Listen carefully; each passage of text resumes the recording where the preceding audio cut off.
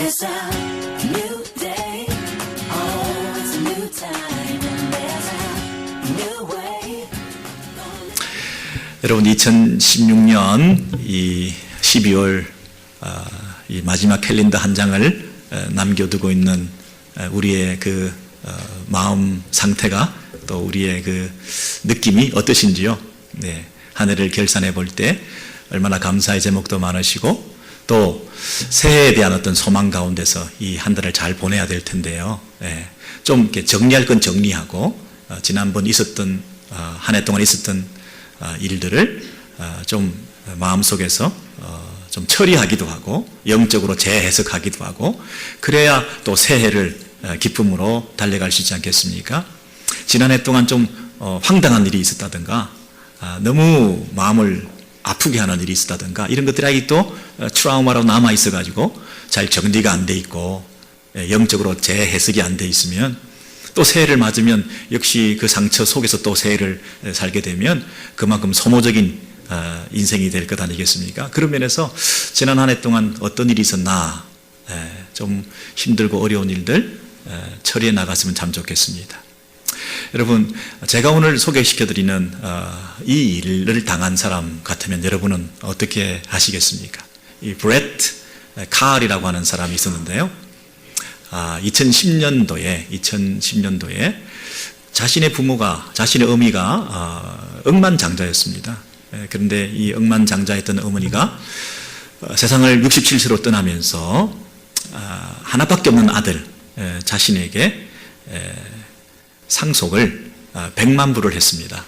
그런데 참 그것은 감사한 일이지만 나머지 많은 상속 그 재산을 다른 데 돌리기도 하고 하나 또 이해할 수 없는 것은 참 황당한 일이 벌어졌는데 그 어머니의 애견 강아지에다가 재산을 많이 준 것입니다.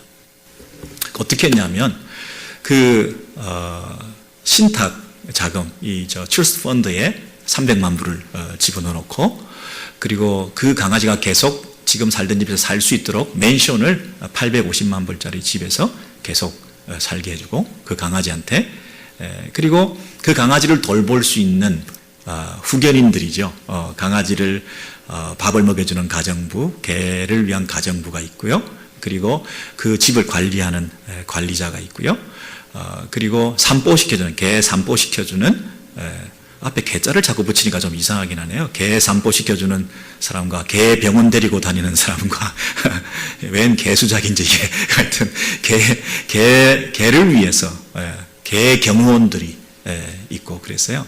그래서 이 개팔자가 정말 대단한 좋은 그런 어떤 환경에 처할 수 있도록 그렇게 만들어 놓은 거예요. 그래서 그분들한테 그 개를 키우기 위해서 산보시키고 경호원들을 고용하고 가정부를 고용하고 해서 그분들한테 2,600만 불을 남겨준 거예요.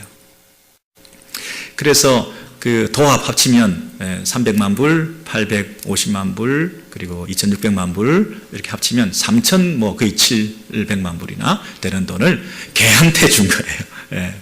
그리고 이 강아지가 치와와 종류라고 그러는데 얘가 살아봐야 얼마나 침대를 차지하겠으며 먹어봐야 얼마를 먹겠습니까? 조그마한 녀석이 그죠? 그런데 이 녀석한테 3,700만 불이 넘어가고 자기한테 100만 불이 떨어진 거예요. 그러니 이건 이 아들은 감당할 수가 없는 낭패감과 있을 수 없는 일이 벌어진 것에 대해서 상처를 받고 엄청 황당해하면서 이런 일이 도대체 어딨냐고 그러면서 이제 그쪽 변호사들을 상대로 이제 소송을 하기 시작했어요. 막 소송을 하고 자기가 합법적인 상속자인 것을 증명하기 위해서 온갖 것을 다 대고 소송을 했지만 그러나 여러분 이미 저쪽에서는 이미 어머니가 확실하게 장치를 다 해가지고 법적으로 전혀 하자가 없이 모든 사람들에게 물려주고 그 강아지를 보호할 수 있도록 여건들을 만들어준 거예요. 여러분 이런 일이 있었을 때 참 황당했겠죠? 네. 이런 좋은 예는 아니지만 이런 일들이 사실은 많이 있어요. 저와 여러분에게 황당한 일이 당할 수 있는 경우가 어떤 사람이 할아버지를 간호했는데 할아버지가 그 자식들은 잘 찾아오지 않고 옆에서 늘 지극정성으로 이렇게 돌봐주는 그 간병인 할머니한테 재산을 다 주기로 해버린 거예요. 그러면 이 자식들은 어떻게 되겠어요? 너무너무 황당하겠죠? 예. 그런데 심지어 그 할아버지가 말로만 이렇게 상속하고 대충 이렇게 이혼해가지고는 안 되니까 법적인 이 조치를 확실히 해놨어요. 그리고 심지어는 나중에 그 할머니를 어머니라고 부르라고 호적에다가 넣어가지고, 예, 난데없이 이게 새어머니가 자리를 딱 차지하고 그런 입장에 당했다고 그러면 재산 잃어버리죠. 말도 안 되는 분을 어머니라 불러야죠. 이런 경우를 당하면 이 자식들은 2016년도에 이런 일이 일어났다면 여러분 지금 막 그냥 화들짝 하시겠죠. 이거 어떻게 하면 좋죠? 예. 재벌에 원치 않는 사랑과 또 결혼을 통해서 뭐 이 자식을 낳았는데 이 자식이 홀대받고 재벌가에서 경원시 되고 이렇게 될까봐 너무 안타까워서 이 아버지가 그 자식을 자기 호적에다가 딱 넣어준 거예요. 왜 여러분 이렇게 하는 거죠? 왜 이 강아지 주인은 그렇게 하고 이 아버지는 그렇게 하고 이 할아버지는 왜 그렇게까지 하셨겠어요? 그냥 말로만 하면 이게 세월이 지나면 희미해지잖아요. 그리고 그때는 철석같이 그렇게 하겠습니다. 돌봐주겠습니다. 걱정하지 마세요. 그렇게 하지만 제 경험으로 봐도 돌아가신 분의 이름만큼 쉽게 빨리 잊혀지는 게 없어요. 이 장례를 치르면서 제가 마치 유족들을 위해서 늘 기도하고 내가 끝까지 책임지고 당신 자녀들을 내가 늘 케어하겠습니다. 막 그렇게 진심으로 눈물 흘리면서 그랬던 것도 엊그제 같은데 지나고 나면요, 다 잊어버려. 정말 죄송할 정도로. 그 정도로 인간이란 믿을 존재가 못 돼요.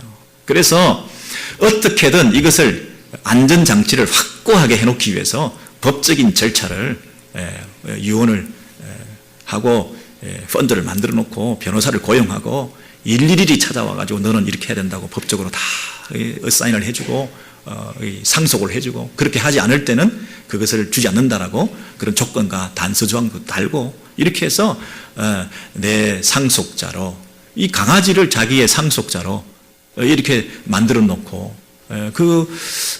좀 홀대 당할 수 있는 그 아들을 내 상속자로 호적에 다 이름을 올려놓고 이렇게 하는 이유가 여러분 뻔한 거 아니겠습니까? 나중에 잘못되지 않도록 변경되지 않도록 나중에 시비에 휘말리지 않도록 확고히 해놨다는 거죠. 여러분 이런 일을 여러분이 당했다 생각하면 황당하죠. 이런 어처구니 없는 일을 이런 불이익과 손해를 난데없이 당했을 때 기분 굉장히 언짢으시겠죠. 그 반대로 그런 일을 본인이 혜택을 입었다고 생각해 보세요. 이게 무슨 은혜입니까? 이게 무슨 축복입니까? 이렇게까지 확실히 해놓고 나를 배려해 주시다니 두고 감사할 거 아니겠습니까? 다른 그 형제들이 막 해코지하고 엄이라고 부르지도 않고 그 자식들이 막 야단을 치고 뺏어가고 뭐 이러는데 법적으로 딱 돼 있으면 이게 얼마나 든든하겠습니까? 여러분 제 얘기가 좀 이해가 되시나요? 근데 이게 우리 얘기가 아니라 남의 얘기라고 생각하고 있는데 사실은 저와 여러분의 이야기입니다. 제가 그 얘기를 좀 하려고 합니다. 오늘 본문의 에베소서 1장 4절에서 5절의 말씀을 보시면 그 장세전에 이게 우리의 그 어떤 그 추적할 수 없는 어떤 그 기원을 가지고 있는 그때의 이 말이죠. 그러니까 난데없는 은혜라는 거죠. 이해할 수 없는 어떤 나를 부르심이라는 거죠. 설명할 수 없는 혜택이 나에게 임하게 되었다 이런 뜻 아니겠습니까? 장세전에 우리의 영역을 초월하는 우리의 생각의 범위를 뛰어넘는 웬 은혜인가 이런 얘기죠.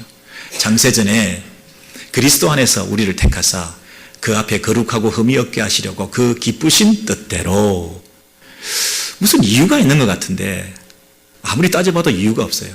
알고 봤더니 그 기쁘신 뜻대로 이 강아지 입장에서 이 재벌가의 상속을 받는 그 후손의 입장에서 왜 나에게 왜 이런 일이 나는 자격이 없는데 이 정도까지 받을 혹시 어느 정도까지 내가 보상을 받는다 할지 몰라도 이 과분한 이런 은혜를, 이런 축복을, 이런 어떤 보상을 내가 받는다는 생각도 못한 일인데, 야, 황당할 정도, 내가 스스로 생각해도 이건 황당하다 할 정도의 이런 일이 나에게 일어난 것은 나한테서 근거를 찾을 수가 없고 그분의 기쁘신 뜻대로 그분이 그렇게 하신 거예요. 아들이 그 강아지를 언제 와가지고 발로 찰지 모르고 길거리에 던져버릴지 모르고 팔아넘길지 모르고 근데 이 강아지와 그 여생을 보내었던 그 주인의 입장에서는, 여주인의 입장에서는 너무 안 된 거예요. 얘를 혼자 두고 갈 수가 없는 거예요. 자식처럼, 아니 자식은 잘 찾아오지도 않는데 이 강아지가 보였던 그 신실함에 대해서 나도 뭔가를 해주고 싶은 거예요. 그러니 내가 죽고 나면 얘가 홀대당할지 모르고 팔려갈지 모르고 저 아들이 오히려 이 강아지를 없앨지 모르는데, 그러니 그 기쁘신 뜻대로 이 강아지지만 자식과 같은 그런 사랑의 마음을 가지고 어쨌든 보호해주기 위한 과분한 사랑을, 눈먼 사랑을 베풀어 주셨던 그 기쁘신 뜻대로 우리를 사랑해 주셔서 우리를 택하여 주시고 예수 그리스도로 말미암아 자기의 아들들이 되게 하셨다. 여러분, 아들들이 되게 하셨다. 자기는 누구죠? 하나님의 아들들이 되게 하셨다는 거죠. 영어 표현을 보시면 adoption이죠. 입양했다고 말씀하시죠. 그냥 여러분, 입양이라고 하는 것은 그냥 이렇게 아들 삼아 주어서 그냥 집에 데리고 있는 정도가 아니죠. 법적 절차를 마쳤다는 거죠. 입양으로 호적에 올렸다는 거죠.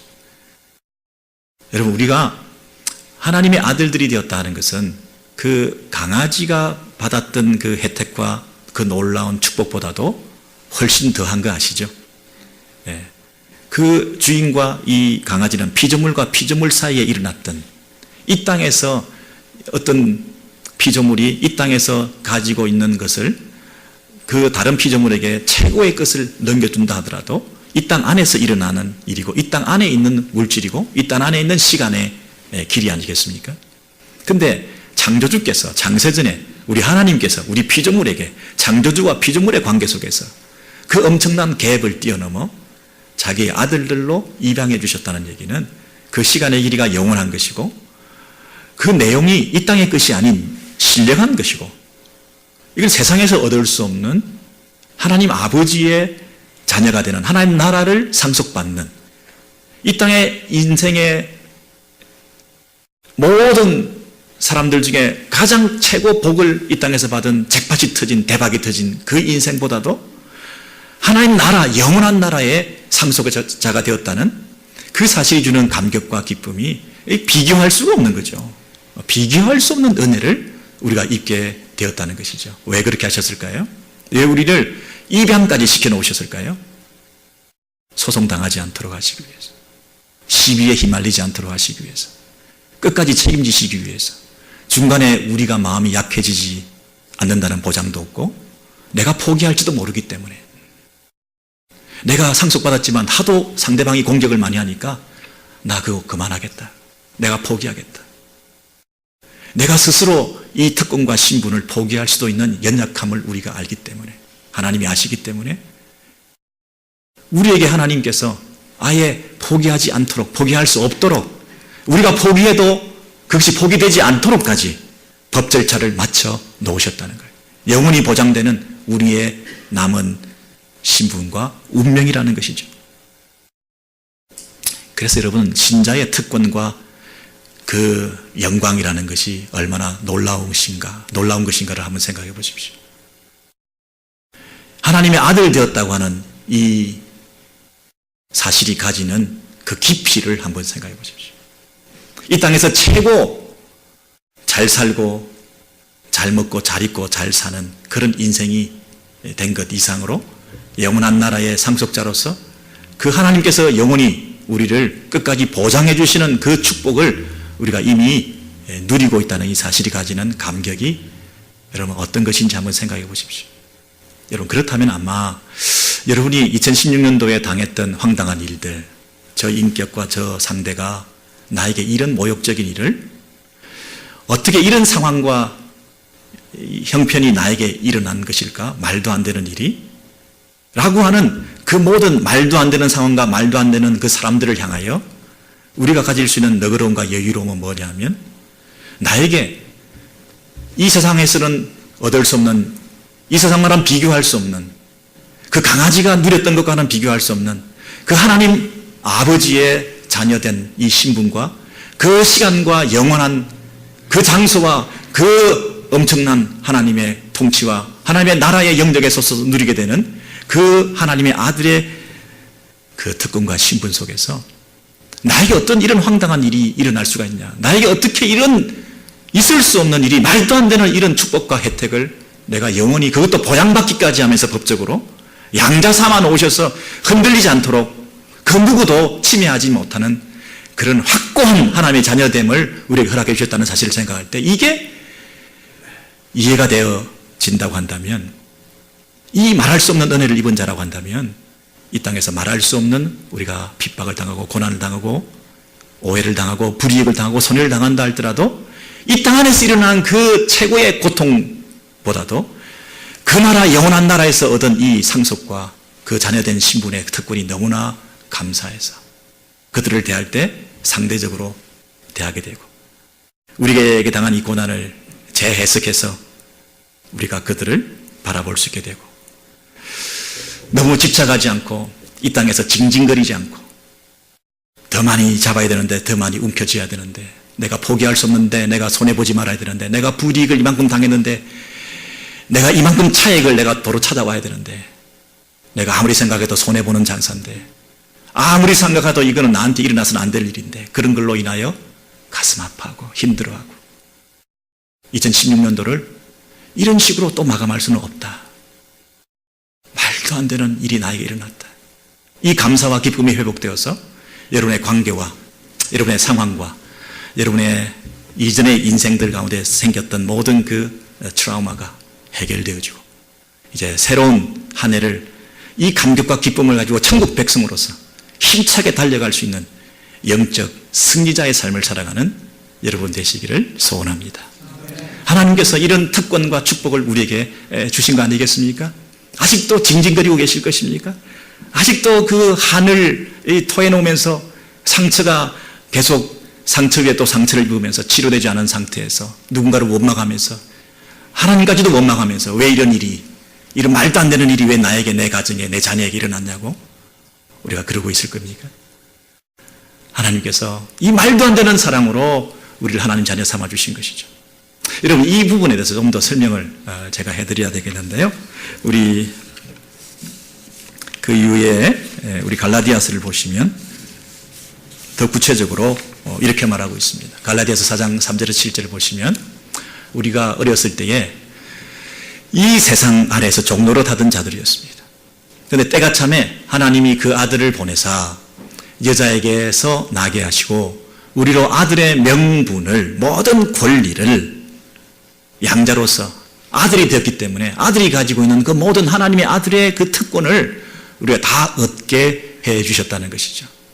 근데 그 하나님의 아들이 되는 그 권리를 누리게 된 이유는 하나님께서 당신의 아들을 이 땅에 보내셔서 여자에게서 나게 하셨기 때문이다 그랬어요. 여러분, 성육신, 예수님께서 마리아의 몸에서 태어나게 하셨어요.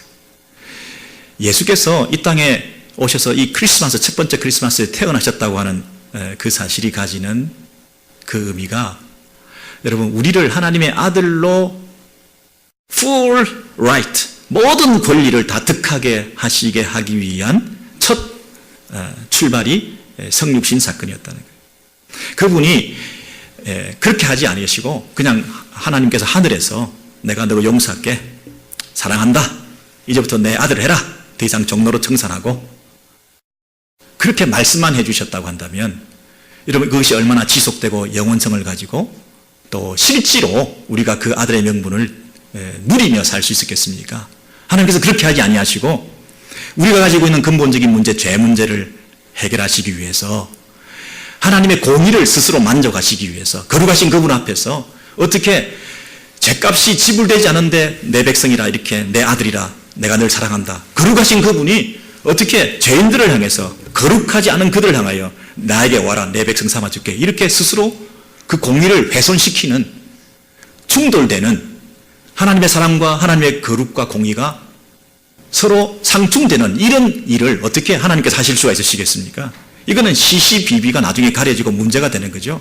하나님이 그러면 안 되시지, 그 말도 안 돼 라고 소송하면 하나님 지게 돼 있잖아요. 그러니 하나님께서 이 문제를 합법적으로 우리의 죄 문제를 근본적으로 해결해 주시기 위해서는 하나님의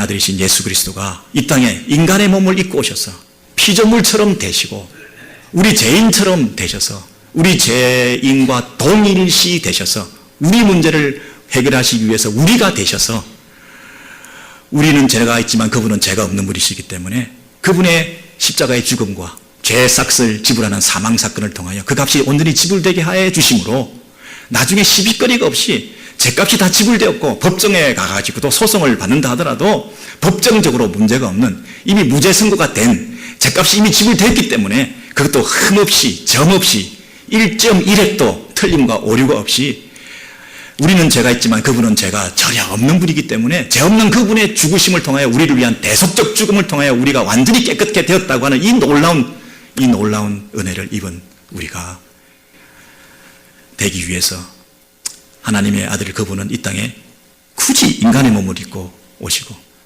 우리처럼 똑같이 사람이 되어서 여자에게서 나게 하셔서 피조물이 되시고 그리고 죄인과 동일시 되시면서 회개의 세례를 받으시고 그래서 그분이 이루신 그 구원 사건이야말로 우리를 온전히 구원케 하시고 죄를 씻게 하시고 하나님의 공의를 만족케 하시는 그 일을 통하여 우리를 이제 하나님의 권속으로 하나님의 집으로 불러들여도 그 누구도 뭐라고 할 수 없는 거룩하신 그분 앞에 우리는 죄인이지만 예수 그리스도의 의의 옷을 입고 그 하늘 잔치에 아버지 앞에 나아갈 수 있게 된 아들의 명분을 얻게 하시려고 그래서 예수까지도 하나님 아들까지도 죽이셨다고 하는 이 사실 뿐만 아니라 그분이 우리가 아들됨을 더 확고히 하시기 위하여 하나님이 그의 아들의 영을 하나님의 아들의 영을 우리 마음 가운데 보내주셔서 우리 안에 그 아들의 영이 있음으로 인하여 아들의 영이 있으니까 아버지를 인식하고 아버지에 대한 감각이 있게 되어서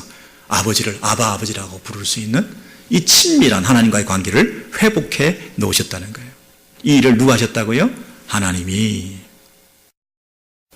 여러분 그 주어를 보세요. 누가 때가 참에 누가? 하나님이. 우리가 한 거 아닙니다. 우연히 된 거 아닙니다.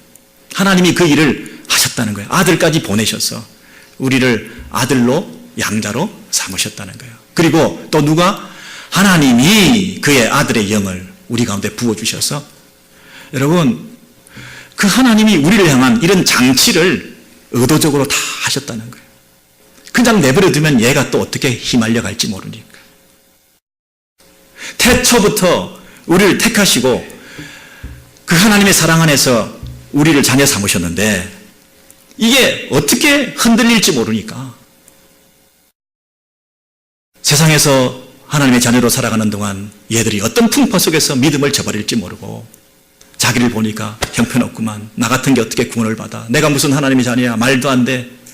스스로 포기할지 모르니까 스스로 포기하지 않도록 포기할 수 없는 포기가 안 되는 장치로 법적으로 하나님의 자녀로 하나님의 아들이라는 신분을 양자로 득해 주실 뿐 아니라 실제로 아들의 영을 부어주셔서 내 안에서 하나님을 아버지라고 부를 수 있는 이런 놀라운 자녀됨을 실제로 허락해 주시고 우리가 탄식해서 넘어져서 내 모습을 볼 때는 초라하고 내 모습을 볼 때는 가난하고 내 모습을 볼 때는 능력이 없고 내 모습을 볼 때는 감히 하나님의 아들이 될 수가 없지만 그러나 하나님께서 우리 안에 성령을 부어주셔서 아들의 영을 주셔서 하나님을 아버지라 부르게 하시고 낙심한 가운데서도 기도도 나오지 않는 가운데서도 신음과 한숨과 탄식밖에 없는 가운데서도 범죄하고 하나님을 실망시켜드리고 하나님 앞에서 부끄러운 가운데서 고개를 들지 못하고 예배에 참여하지도 못하고 목사라 장로라 집사라 부름을 받지도 못하는 이런 안타까운 가운데서도 말할 수 없는 탄식 가운데서도 성령께서 우리의 기도를 도와주셔서 성령께서 우리의 기도를 도와주셔서 기도하게 하시고 내가 기도한 게 아니라 성령께서 내 탄식처럼 한숨처럼 시름처럼 스며 나오는 그 간구를 우리 하나님께서 보실 때에 내가 기도했다고 들어주셨어. 성령께서 우리 안에서 기도해 주셨는데, 도와주셨는데 내가 기도한 것처럼 해주셨어. 우리를 결코 포기하지 아니하시고, 아니 내가 스스로 포기하고 싶을 때도 포기가 되지 않는 그런 하나님의 자녀로 법적으로, 신분적으로, 장치로 그렇게 우리를 만들어 놓으셨다고 하는 이 하나님의 은혜, 이 하나님의 아들 되었다고 하는 이 사실, 우리를 양자 삼아 놓으셨다고 하는 사실, 아들의 영을 우리에게 심어주셨다고 하는 이 사실이 가지는 이 감격이 여러분 우리 안에 회복되시기를 원합니다. 이것이 회복되지 않으면, 이것이 은혜로 받은 무한한 축복으로 느껴지지 않으면 이 땅에서 우리가 날마다 실패할 것입니다. 사사로운 것 때문에 마음이 무너질 것입니다. 이 땅에 작은 이익과 이해관계 때문에 우리가 분노하고 관계가 끊어지고 우리의 마음이 요동치면서 그렇게 살아가는 세상 사람과 똑같은 그런 인생이 되고 말 것입니다. 그러나 이 은혜가 깨달아지면 하나님이 우리를 넘어지지 않도록 붙들어 주시고, 발이 미끄러져서 죄악에 빠진다 할지라도 마지막까지 하나님께서 우리를 건져주시고 살려주시고 일어나게 해주시고, 우리가 물에 빠진다 할지라도 끝까지 우리를 지탱해 주시고 우리 인생을 포기하지 않도록 만들어 주시는 이 성령께서 우리와 함께 하시고 있다는 사실. 우리 성도들은 존재론적으로 혼자 사는 게 아니죠. 우리는 성령께서 그분과 함께 우리는 같이 사는 거죠. 물에 빠진 사람이 망망대해서 죽어가고 있는데 이 시간 문제죠. 아무리 수영을 잘하고 헤엄을 잘 쳐도 이제는 죽는 것이 시간 문제죠. 아무리 돈이 많고 아무리 경제 여건이 좋고 아무리 건강한다 할지라도 여러분 이 땅에서 물에 빠져서 이 세상 가운데 죽는 것은 시간 문제죠. 영원한 만족은 없죠. 그러나 물에 빠진 그 인생 가운데 나무 토막이 있다면, 물고기에 부력이 있다고 한다면 여러분 이건 빠질 수가 없잖아요. 빠지려고 해도 빠질 수가 없는 존재잖아요. 포기하려고 해도 나는 포기하고 싶고 물에 들어가고 싶은데 이것은 다시 올라오게 만들어 주시잖아요. 너의 존재는 어떤 존재인 줄 아느냐? 네가 포기해도 내가 포기하지 않는 존재야. 네가 네 인생을 마감한다 할지라도 나는 너 인생을 향하여 계속해서 일할 거야. 너 존재가, 너 신분이 어떤 존재인 줄 아냐? 하나님의 아들이야. 법적으로 만들어놔서 실제로 너와 함께 할 거야. 그 아들에게 너와 함께 있어. 하나님을 아버지라 부를 수 있는 영적인 감각을 회복시켜 주실 거야. 말할 수 없는 탄식 가운데서도 내가 기도를 시켜줄 거야. 여러분 이런 은혜 가운데 우리가 하나님의 아들 되었다는 그 사실을 오늘 이 말씀을 통해서 확인받을 수 있지 않습니까?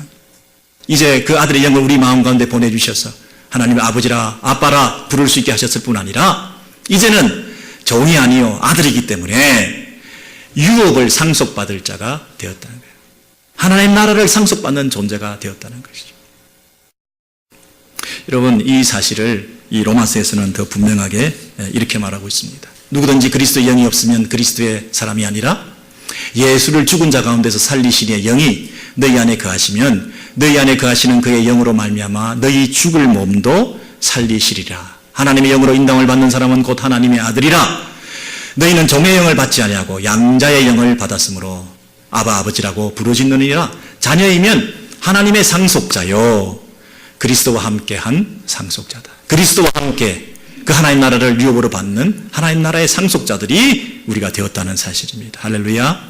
이 하나님께서 하나님의 아들의 영을 우리 가운데 주시기 때문에 예수 그리스도가 죽었다가도 다시 살아난 것은 하나님의 영이 그 안에 들어가서 그 죽을 몸도 살렸던 것처럼 동일하게 오늘 우리에게도 성령께서 우리 안에 계신다고 할 때 우리 죽을 몸도 살리신다는 사실을 믿으라는 것입니다. 우리가 끝이 아니라는 것입니다. 우리가 죽으면 끝이 아닌 거죠. 내 한 몸 불에 태워서 인생을 마감하고 이제 다 잊어버리겠다, 그게 아니라는 거죠.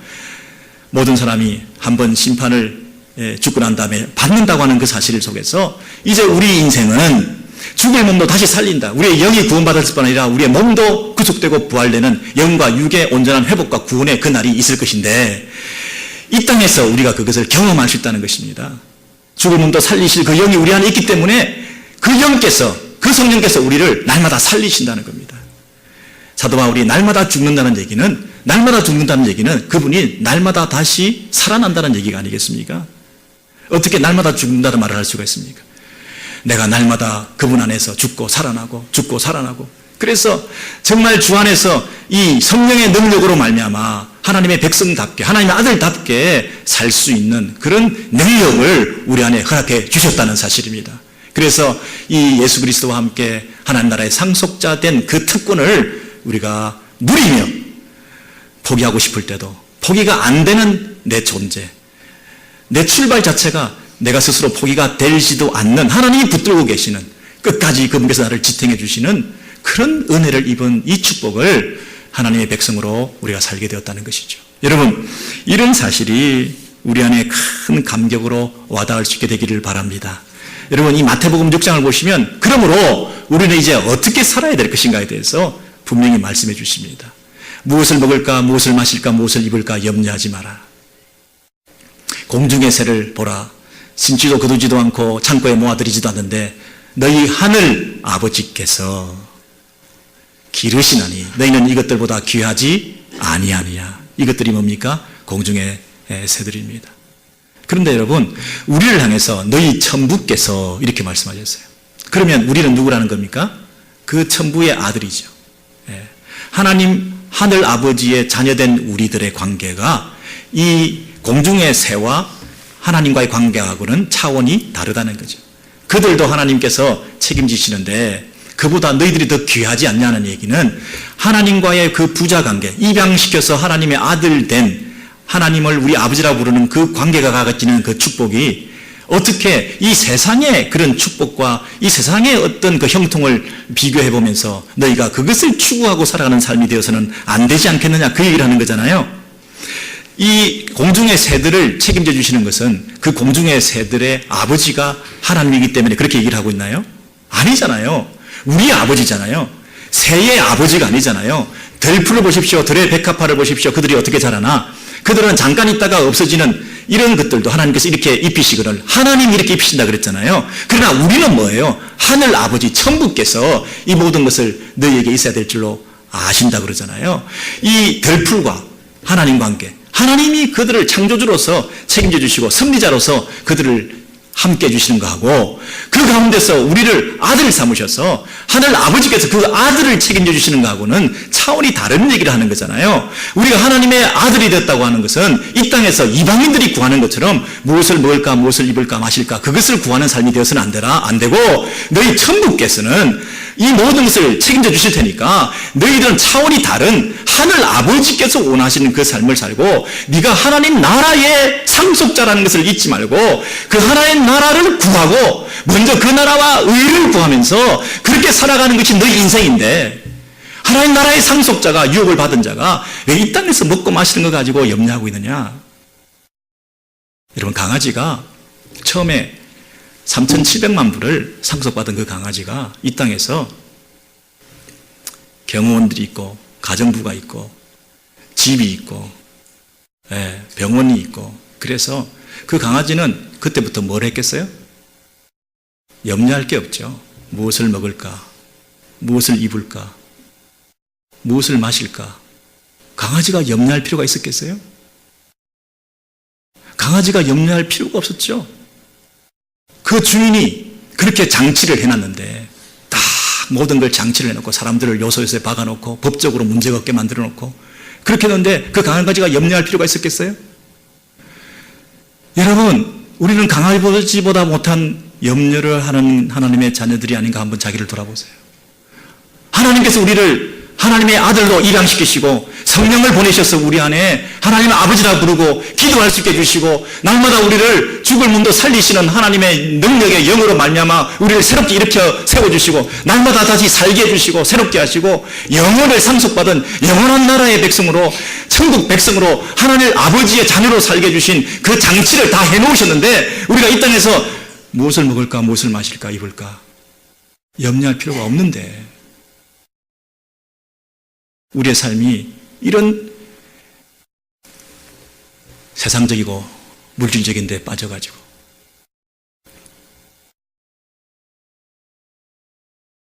하나님의 아들의 그 특권과 그 영광스러움을 망각한 채 이 세상 사람들처럼 이방인처럼 그렇게 살고 있는 것은 아닌가. 그것을 하나님께서 지금 우리에게 말씀해 주시는 거 아니겠습니까? 저와 여러분의 영적 상태는 어떨까요? 신앙생활 오래 했습니다. 2016년째 내가 몇십 년 교회 다녔고 몇 대째 가문이 모태신앙이고 우리 교회 나온 지가 얼마나 됐고 우리 교회 내가 뭐 어떤 직분을 가졌고 여러분 그런 것들을 한번 생각해 보시면서 오늘 이 말씀에 근거해서 먼저 그 나라와 의를 구하고 있는가? 그 나라의 상속자답게 살고 있는가? 내일 일을 염려하지 마라. 내일 일을 염려하지 마라. 매일매일 하루하루 오늘을 천국 백성으로서 흔들림 없이 하나님께서 원하시는 그 일을 향하여 우리가 믿음 생활을 잘 감당하고 있는가?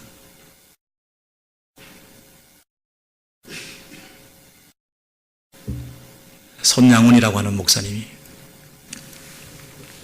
원래는 다른 이름이신데 그 애양원이라고 하는 그 여수의 그 한센병 환자들을 돌보는 그 병원에서 사역을 하시고 마음을 그들에게 쏟았기 때문에 이름조차도 손양훈이라고 바꾸셨어요. 이분이 1902년에 태어나셔서 50년에 돌아가셨어요. 48세 되셔요.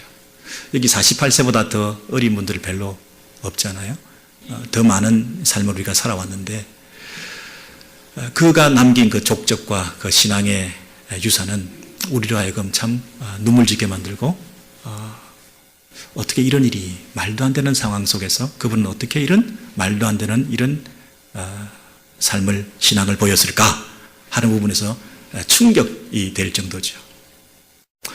이 자와 우가 서로 자익과 우익이 서로 다투면서 아주 첨예하게 이념 논쟁이 벌어지고 여순 반란 사건이 벌어지고 뭐 이런 상황 속에서 그가 가진 그 아들 둘이 그 이념 싸움의 그 희생양이 되지 않습니까? 그래서 손동신인가요? 그 아들 둘이가 안재선이라고 하는 사람에 의해서 총살을 당하게 됩니다. 예수쟁이라고 하는 것, 친미적이라고 하는 것, 우파라고 하는 것, 뭐 이런 사상적인 것 때문에 저쪽에서 공격을 해서 죽이게 된 거죠. 그런데 또 상황이 바뀌니까 또 어떤 일이 일어났냐면 그 안재선을 이제 또 마을 사람들이 죽이게 되는 그런 상황이 벌어졌죠. 그런데 그 정치나 이런 그 이념의 흐름들이 자꾸 바뀌면서 이제 그 속에서 격동하는 이 역사 가운데서 이런 어떤 희생되는 인생들이 많이 있었지만 그 가운데서 이 두 아들을 잃은 이 아버지 이 손양원 목사님의 가슴을 얼마나 타 들어갔겠습니까? 예. 근데 그 아들을 죽인 그 안재선이가 마을 사람들한테 붙잡혀가지고 이제 돌로 쳐죽음을 당할 수 있는 이런 상황 가운데 이 아버지는 집회를 인도하느라고 그곳에 달려가지 못하고 자기 딸을 보냈어요.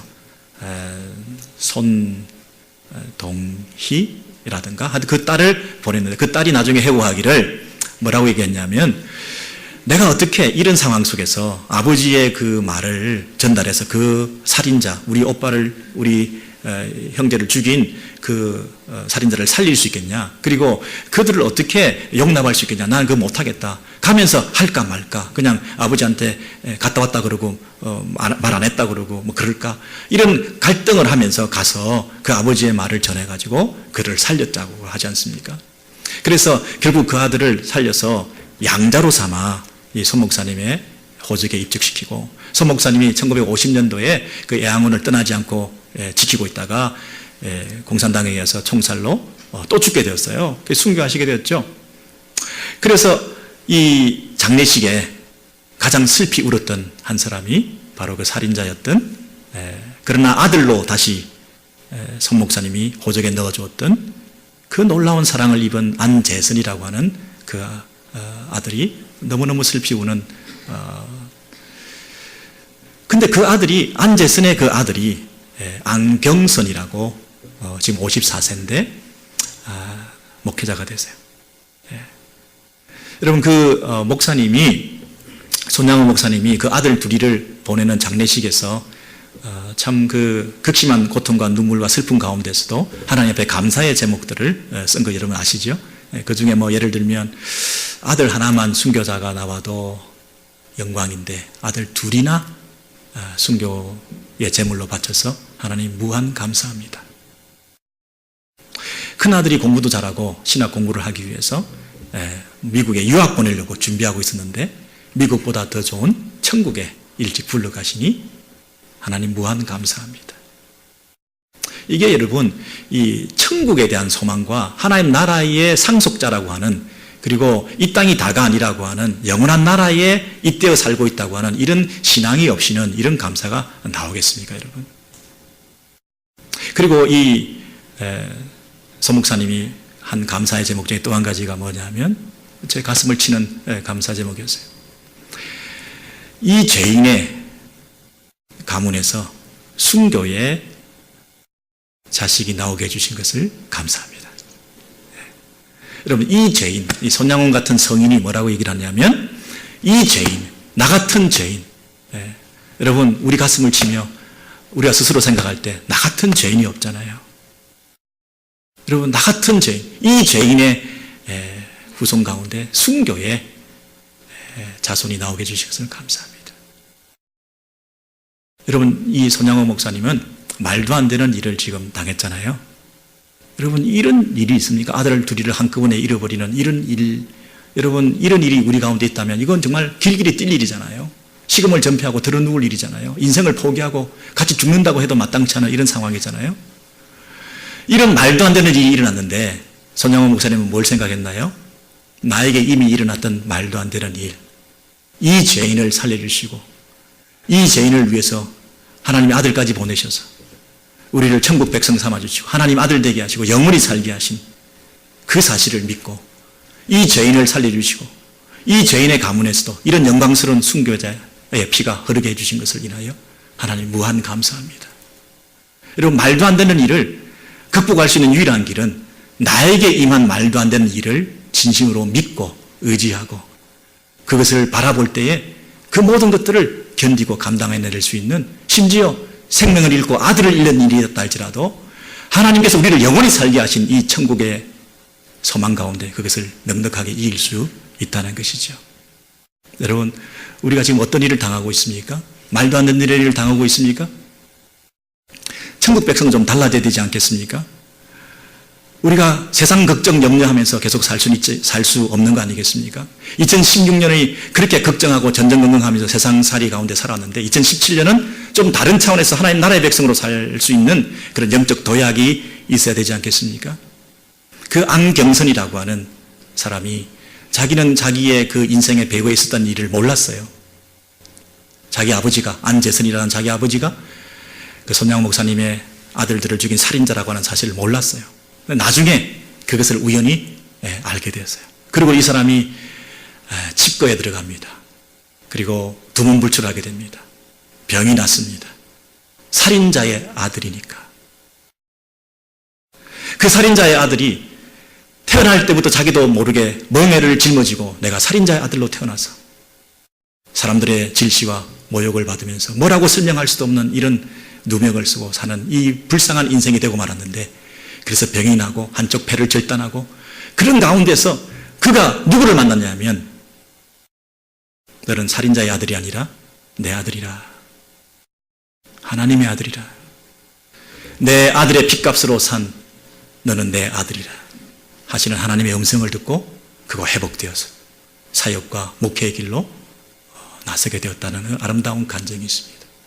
내 아들이라, 하나님의 아들이라, 하나님께서 우리를 이렇게 삼아주시고 불러주시기 위해서 예수 그리스도를 이 땅에 여자의 몸으로 태어나게 하시고 십자가에 달려 죽으시게 하시고 부활승천하신 다음에 성령을 보내주셔서 우리 안에 아들의 영을 심어주시고 하나님을 아바 아버지라고 부를 수 있도록 해주시고 영적 감각을 잃어버리지 않도록 우리로 하여금 기도하게 하시고 우리가 기도할 수 없는 가운데서도 탄식 가운데서 기도를 도와주시고 그리고 마지막 날에 죽을 몸도 살리시는, 그래서 우리를 영원히 살게 하시는 하나님 나라의 상속자로 삼아주셨다고 하는 이 하나님의 모든 장치, 하나님의 섭리, 우리를 향하신 계획, 하나님이 포기하지 않는 불변하는 우리를 향하신 사랑, 웬 은혜인가, 그 기쁘신 뜻대로 우리에게 베풀어 주신 그 놀라우신 하나님의 놀라운 그 은혜에 우리가 깊이 들어가서 이제 우리의 남은 생에는 그 말도 안 되는 상황 가운데 우리가 눈물 짓고 있을 것이 아니라 말도 안 되는 사랑으로 우리에게 덮어주신 그 사랑에 감격해서 모든 상황 가운데서도 하나님을 높이고 내일을 염려하지 말고 먼저 그 나라와 의를 오늘 구하면서 오늘 우리에게 허락해 주시는 하나님의 뜻은 무엇이며 내가 해야 될 사명은 무엇이며 내 아들을 죽이는 원수로 할지라도 그들을 향하여 내가 보일 수 있는 반응은 무엇이며 내가 가장 미워하고 내가 가장 싫어하는 그 사람을 향해서라도 내가 하나님 나라의 백성으로서 이 천국의 문화와 천국 시민의 윤리를 드러내면서 내가 어떻게 살 것인가를 선명하게 보여줄 때에 하나님께서 비록 48세의 짧은 인생을 살았다 할지라도 그 손양원 목사님을 통해서 영광 받으시고 많은 사람들에게 영향을 끼쳤던 것처럼 저와 여러분의 남은 생애가 더 복되고 아름답고 귀하고 축복받은 영적 가문의 시작이 되는 그런 은혜가 있게 되기를